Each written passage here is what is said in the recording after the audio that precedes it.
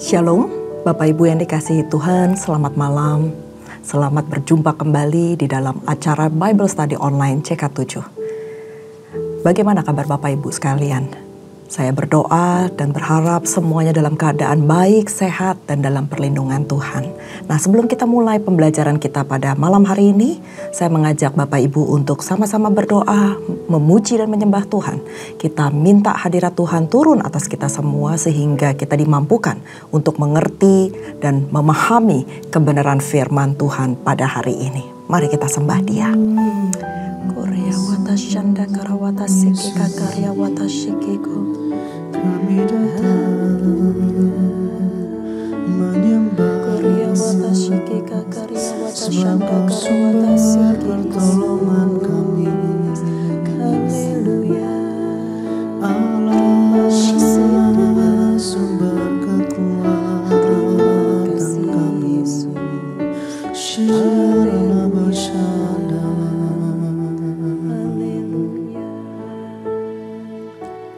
takkan ku ragu Tuhan, janji-Mu yang menghidupkanku, hanya padamu Tuhan ku berseru, dan mataku tertuju padamu.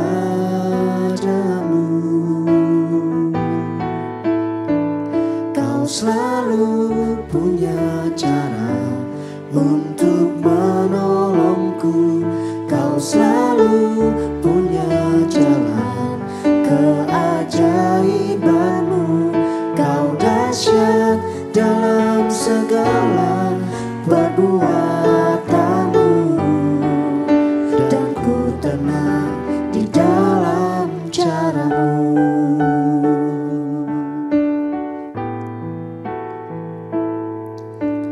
Takkan ku ragu Tuhan, janji-Mu yang menghidupkanku, hanya padamu Tuhan ku berseru, dan mataku tertuju padamu.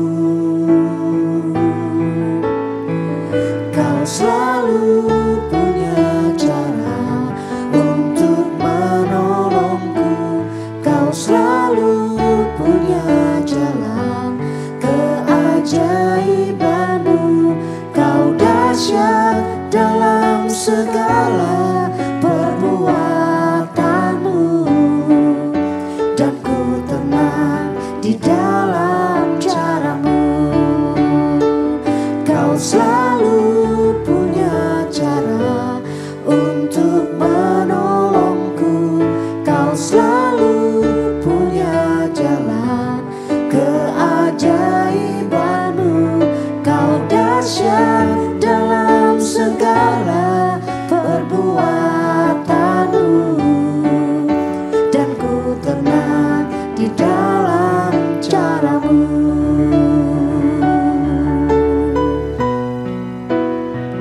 Kau selalu punya cara untuk menolongku, Kau selalu punya jalan keajaiban-Mu.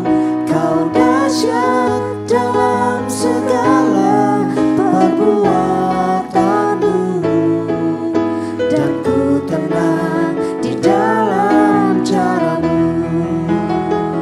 Kau selalu punya cara untuk menolongku, Kau selalu punya jalan keajaiban-Mu. Kau dahsyat dalam segala perbuatan-Mu, dan ku tenang di dalam cara-Mu. Kau selalu punya cara untuk menolongku, Kau selalu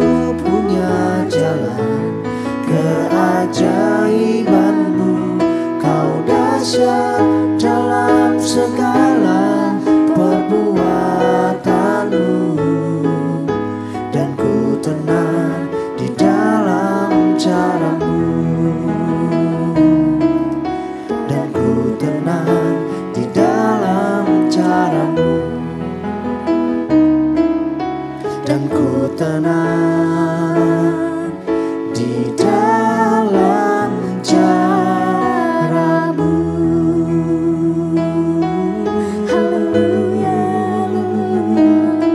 Kau selalu punya cara untuk menolong kami, supaya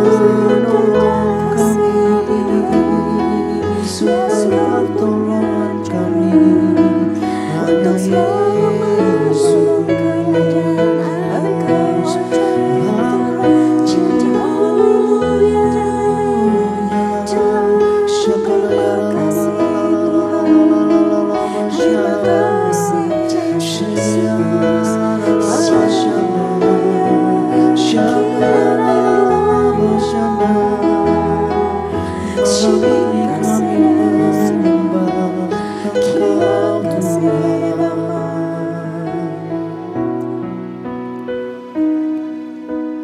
Hatiku tenang berada dekatmu, Kaulah jawaban hidupku.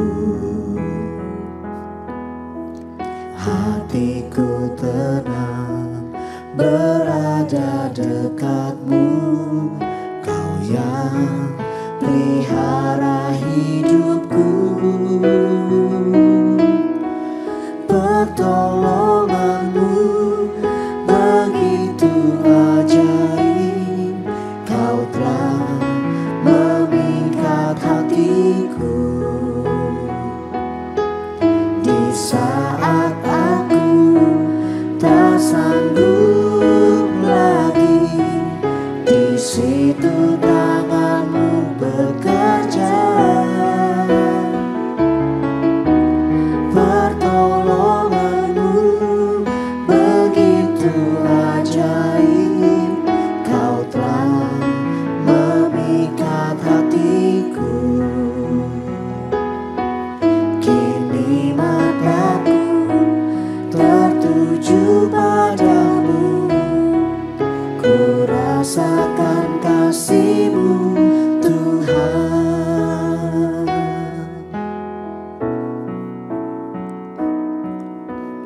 Hatiku tenang berada dekatmu, Kaulah jawaban hidupku. Hatiku tenang berada dekatmu, Kau yang pelihara hidupku. Pertolonganmu begitu ajaib, Kau telah memikat hatiku. Di saat aku tak sanggup lagi, di situ tanganmu bekerja. Pertolonganmu begitu ajaib, Kau telah memikat hatiku. Kini mataku tertuju padamu, ku rasakan kasih-Mu Tuhan.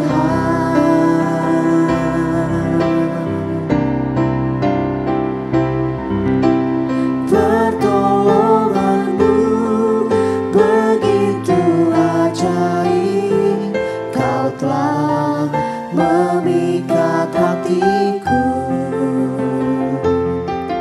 Di saat aku tak sanggup lagi, di situ tanganmu bekerja. Pertolonganmu begitu ajaib, Kau telah memikat hatiku.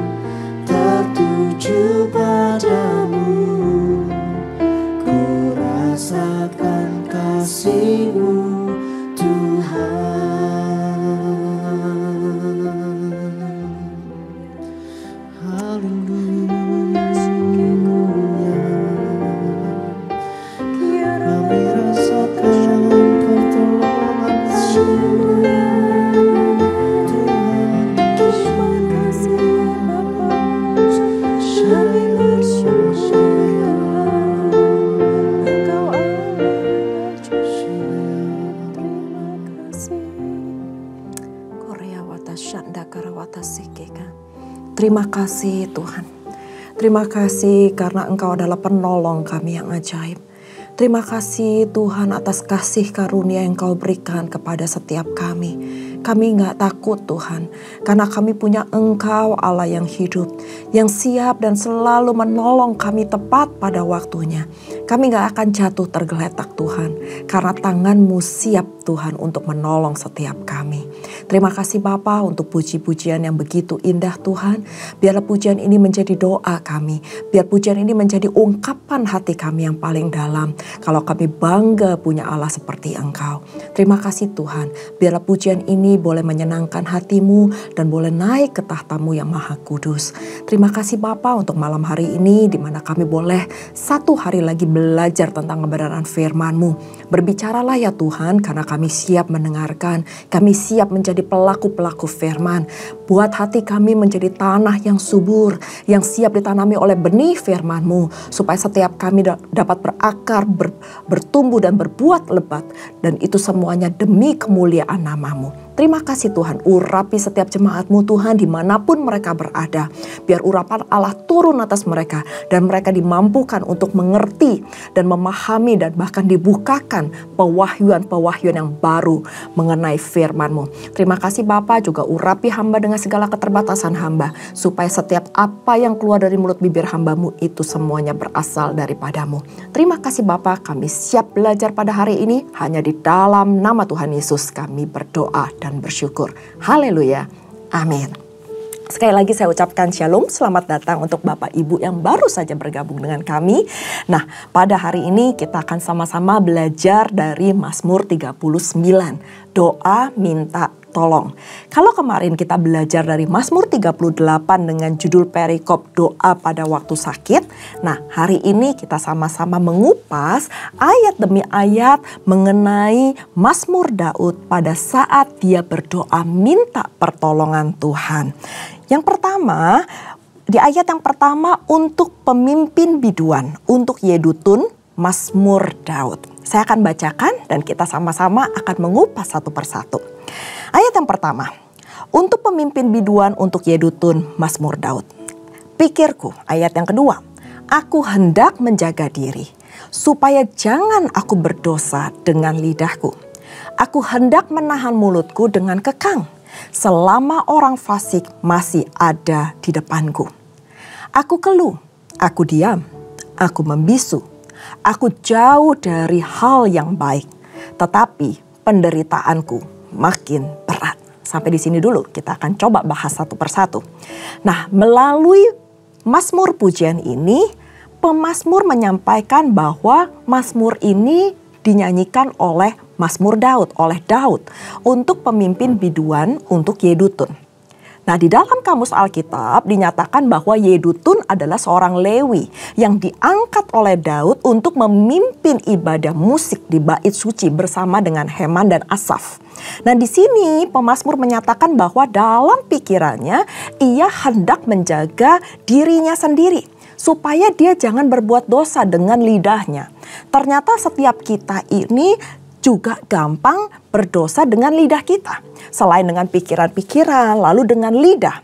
Dan bahwa ia hendak menahan mulutnya dengan kekang selama orang fasik masih ada di depannya. Bapak Ibu, di lidah kita itu bisa mengeluarkan berkat dan juga bisa mengeluarkan kutuk. Hati-hati dengan apa yang kita katakan. Kadang-kadang seseorang di dalam penderitaan, di dalam tekanan, di dalam masalah yang berat, itu gampang sekali mengeluarkan caci makian, kata-kata sumpah serapah, ataupun kata-kata yang bisa menjatuhkan, baik untuk orang lain maupun dirinya sendiri. Dan di 3 ayat ini kita belajar bahwa Daud itu menggambarkan dirinya itu masih tertindas, masih ada masalah, masih ada orang fasik di depannya, tetapi dia menahan dirinya untuk menjaga lidahnya, menjaga perkataannya, menjaga mulutnya supaya dia jangan berbuat dosa. Nah, dikatakan bahwa dirinya keluh, dirinya merasa ketakutan, tidak dapat berbicara, dia diam. Dia membisu dan dia merasa jauh dari segala hal yang baik. Dan pada saat itu dia sangat menderita. Dan penderitaannya itu bukan semakin ringan tetapi semakin berat. Dan itu dikatakan di ayat yang ketiga. Nah, di ayat yang 4 dikatakan, hatiku bergejolak dalam diriku, menyala seperti api. Ketika aku berkeluh kesah, aku berbicara dengan lidahku. Di ayat 5 dikatakan, ya Tuhan, beritahukanlah kepadaku ajalku, apa batas umurku, supaya aku mengetahui betapa fananya diriku. Nah, pada saat itu penderitaannya amat sangat dan membuat hatinya semakin bergejolak, semakin menderita dari dalam. Gejolak hatinya menyala seperti api ketika ia sedang berkeluh kesah. Daud berbicara dengan lidahnya. Meskipun keluh, dia berkata kepada Tuhan supaya Tuhan itu berkenan memberitahukan ajalnya itu sampai kapan. Supaya Tuhan berkenan untuk memberitahukan batas umurnya. Supaya dia bisa ngerti bahwa sebentar lagi loh penderitaanku. Sedikit lagi loh penderitaanku. Akan tetapi semuanya mengetahui bahwa usia atau hidup mati kita semuanya ada di tangan Tuhan. Kita gak bisa menentukan. Tuhan berdaulat penuh atas kehidupan setiap manusia. Nah, di sini pemazmur berkatakan bahwa betapa dirinya dan semuanya yang ada di bumi adalah fana. Dan gak cuman fana aja, gak cuman sia-sia aja, tetapi sangat fana. Dan dilanjutkan di ayat ke-6, sungguh hanya beberapa terlembab saja kau tentukan umurku. Bagimu hidupku seperti sesuatu yang hampa. Dan setiap manusia hanyalah kesia-siaan. Selah. Lalu pemazmur di sini juga dalam ayat yang ke-6 dikatakan menambahkan bahwa sesungguhnya hanya terlembab saja Allah menentukan umurnya. Hidup kita ini seperti asap. Sebentar ada, sebentar bisa hilang. Kita nggak ada yang tahu. Kadang-kadang kita menemukan mungkin ada kerabat kita, mungkin ada teman kita, pagi nggak ada apa-apa, ternyata sorenya dipanggil pulang oleh Tuhan. Nggak ada yang bisa prediksi setiap usia kita. Dan juga ia menyatakan bahwa hidupnya hanyalah seperti sesuatu yang hampa. Sebab setiap manusia hanyalah kesia-siaan belaka di hadapannya. Di sini kita perlu tahu bahwa hidup manusia itu sia-sia di hadapan Tuhan. Akan tetapi Tuhan memberikan kita kesempatan. Selama kita bernafas, selama Tuhan mengizinkan kita ada di bumi ini, jadilah manusia yang berguna. Gak hanya untuk di hadapan Tuhan, tetapi juga untuk orang-orang di sekeliling kita. Karena jangan sampai kita hanya melewati umur, kita melewati hidup ini, dan kita tidak membuahkan apa-apa. Di ayat 7 dikatakan, ia hanyalah bayangan yang berlalu. Bapak Ibu kalau ngelihat bayangan itu akan berlalu begitu saja. Ia hanya mempeributkan yang sia-sia dan menimbun dan tidak tahu siapa yang akan meraupnya nanti. Dan sekarang, apakah yang ku nanti-nantikan ya Tuhan? Kepadamulah aku berharap. Di sini jelas Daud menyampaikan bahwa manusia kadangkala hanya mempeributkan sesuatu yang sia-sia belaka. Hanya menimbun kesia-siaan yang menggunung. Dan semuanya itu tidak diketahui siapa yang akan meraupnya di kemudian hari. Ini menggambarkan bahwa apa yang kita cari di dunia ini. Apakah kita begitu giat mencari uang dan kita menimbun kekayaan dan satu kelak nanti pada saat kita dipanggil pulang oleh Bapa di surga. Semuanya kita akan tinggal dan akan ada orang lain yang meraupnya. Puji Tuhan kalau seandainya bisa kita turunkan kepada anak cucu kita. Tapi kita nggak tahu akhirnya nanti siapa yang akan menikmati kalau kita tidak menggunakan waktu atau kesempatan selama kita hidup untuk memuliakan Bapa di surga. Untuk mencari perkenanan Allah. Karena segala sesuatu yang kita lakukan di bumi ini juga akhirnya sia-sia. Tetapi carilah apa yang menjadi perkara-perkara Allah di surga. Kita harus menimbun sesuatu yang kekal di surga nanti. Bukan menimbun sesuatu yang ada di bumi. Karena di bumi ngengat dan karat bisa merusaknya. Lantas pemazmur juga bertanya kepada Tuhan. Bahwa apakah yang kemudian akan dinanti-nanti. Karena itu pemazmur berkata kepada Allah bahwa ia berharap kepada Tuhan dan ia menaruh segala pengharapannya. Jika tidak, maka kebinasaan pun sudah juga menantinya. Jadi satu hal yang dikatakan oleh Daud dalam Mazmur 39 ini, bahwa hanya kepada Tuhan saja, kepada Tuhan Allah yang dia sembah, dia berharap. Karena itu dia tahu bahwa pada saat dia berbalik pulang ke rumah Bapa, maka dia akan mendapatkan kekekalan. Nggak sia-sia. Kita lanjut di ayat yang ke-9. Lepaskanlah aku dari segala pelanggaranku. Jangan jadikan aku celaan orang bebal. Aku keluh, tidak kubuka mulutku. Sebab engkau sendirilah yang bertindak. Di sini Daud berseru kepada Allah. Agar hendaknya Allah berkenan melepaskan dirinya dari segala dosa dan pelanggaran. Gak ada satu manusia pun yang sempurna, Bapak Ibu sekalian. Meskipun Daud, orang yang berkenan di hadapan Allah, dia pun juga melakukan pelanggaran dan melakukan dosa. Tetapi dia dengan segala kerendahan hatinya, dia berseru memohon kepada Tuhan supaya Allah itu berkenan atas dirinya. Dan menghapus segala dosa dan pelanggarannya. Supaya Tuhan tidak menjadikan dirinya celaan dari orang-orang yang bebal. Dan ia pun keluh, dia gak bisa berkata-kata. Dan dia tidak bisa membuka mulutnya. Sebab Tuhan sendirilah yang sudah dan yang akan bertindak. Di ayat 11 dikatakan, hindarkanlah aku daripada pukulanmu. Aku remuk karena serangan tanganmu. Engkau menghajar seseorang dengan hukuman karena kesalahannya. Dan menghancurkan keelokannya sama seperti gegat. Sesungguhnya setiap manusia adalah kesia-siaan belaka. Selah. Itu adalah ayat yang terakhir yang dikatakan oleh pemazmur di pasal yang ke-39 ini.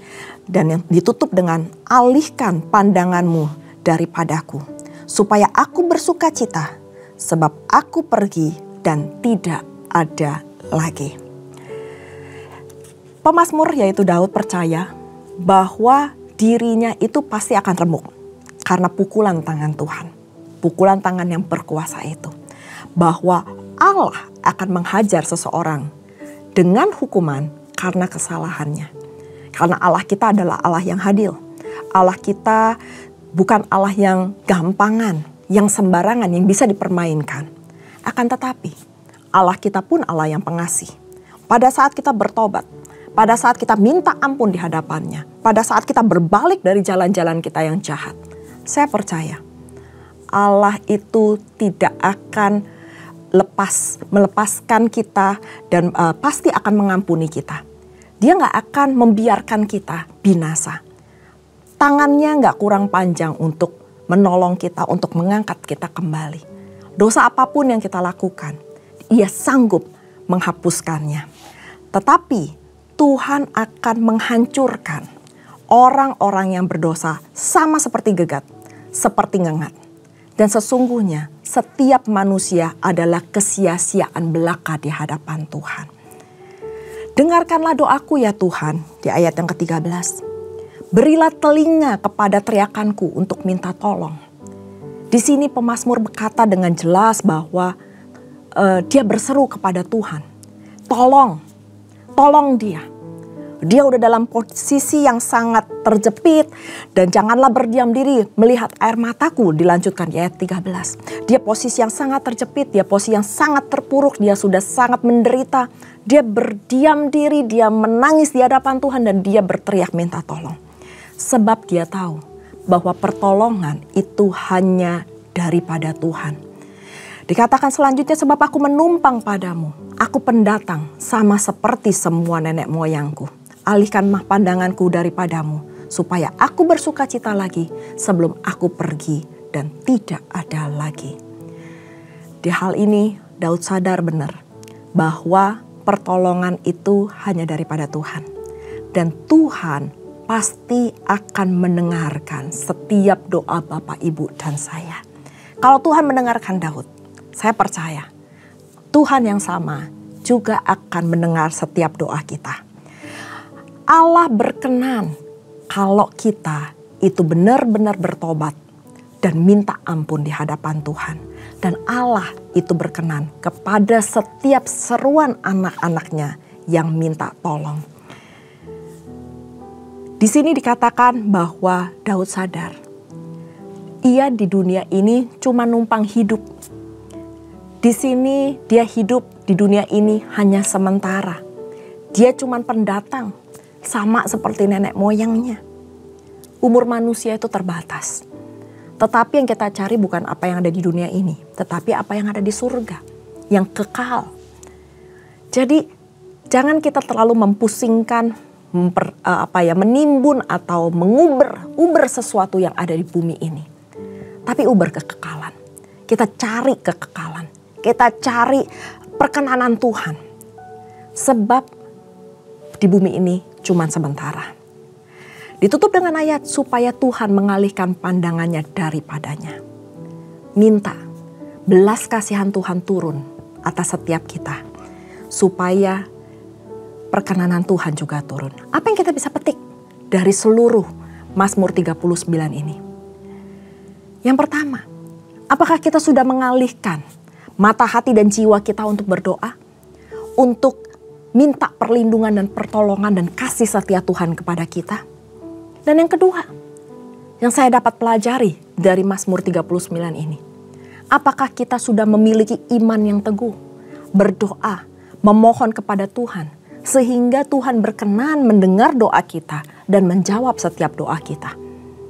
Kalau dua hal ini sudah kita lakukan, berbahagialah kita.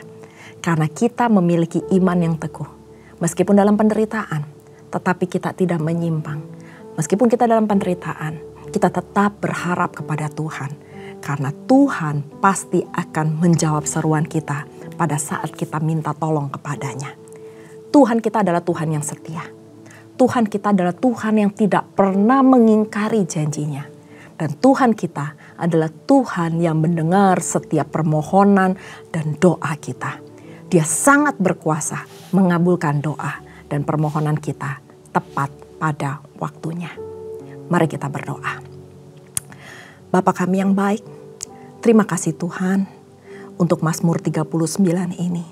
Di mana kami bisa belajar dari Mazmur Daud pada saat dia menderita, pada saat dia terjepit, pada saat dia merasa keluh, dia gak bisa berbicara. Dia hanya berharap kepada Tuhan.